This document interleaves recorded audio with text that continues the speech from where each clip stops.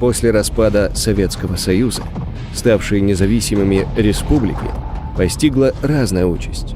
Гражданская война, еще большая нищета и один из самых коррумпированных диктаторов на просторах СНГ.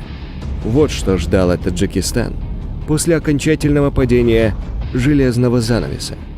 Как бессменный президент республики Эмомали Рахмон превратил управление страной в семейный бизнес. Почему таджики массово уезжают из страны?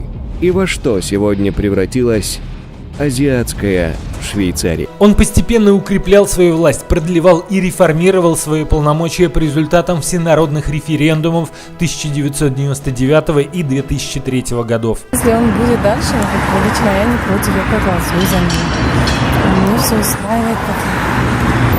Лично у меня, как сказать, отношение к этому нейтральное. Для меня такой особой разницы нету, сколько будет человек баллотироваться или нет. Президент Таджикистана, которого называют вечным лидером, разумеется, не всегда останется таковым. Годы возьмут свое. Но жители Таджикистана уверены, что первая семья государства намерена продлить свою правящую династию. Рахмон уже давно готовит себе преемника, сына Рустама Эмомали. Молодой человек уже является одновременно и мэром столицы Душанбе, и спикером Верховной Палаты парламента. Потихоньку начался процесс передачи власти Рустаму Эмомали, пишут эксперты и журналисты. Есть ли перспективы? Причины, по которым нельзя выдвигать Рустама Эмомали кандидатом в президенты Таджикистана. Семья превратилась в устойчивое коррумпированное образование, давно уже подменяющее собой государство. Эмомали Шарипович Рахмон вовсе не смешной чудак, над которым стоит подсмеиваться.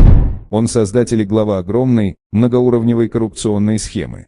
Президент Республики Таджикистана владеет недвижимостью по всей стране. У Эмомали Рахмона огромная семья, управляющая огромные инвестиции страны.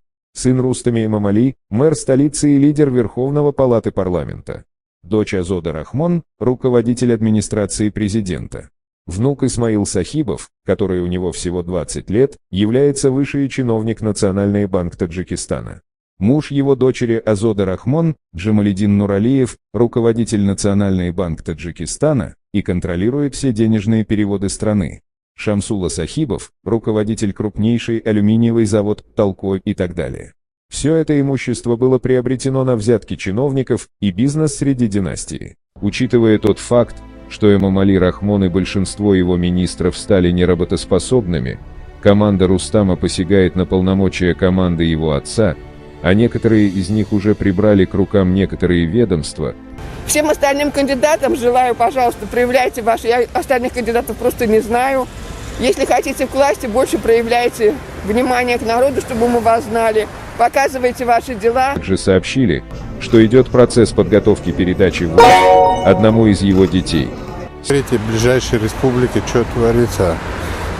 Мир, благополучие для меня это основное. Если он передаст пост президента своему сыну или дочери, согласно закону о лидере нации, он не отойдет от власти и сохранит ключевую власть в своих руках, в том числе определение политики страны. Обвиняют его в авторитарном правлении, устранении и изгнании из страны реальной оппозиции, политических конкурентов и насаждении культа личности. На что надеется Рахмон и почему он не хочет освободить свое кресло? Существует вероятность, что события в Афганистане заставили его изменить свое решение.